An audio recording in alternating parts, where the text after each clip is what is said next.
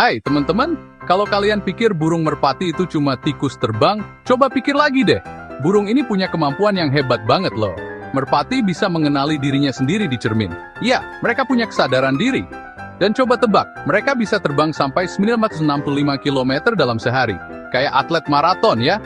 Tapi itu belum semuanya. Merpati pernah dipakai waktu Perang Dunia untuk antar pesan. Mereka kayak SMS zaman dulu gitu. Jadi, lain kali kalau lihat merpati, hargai mereka ya. Mereka lebih pintar dan lebih tangguh daripada yang kalian kira. Kalau kalian dapat info baru dari video ini, klik tombol suka ya. Dan jangan lupa berlangganan untuk tahu fakta-fakta seru lainnya.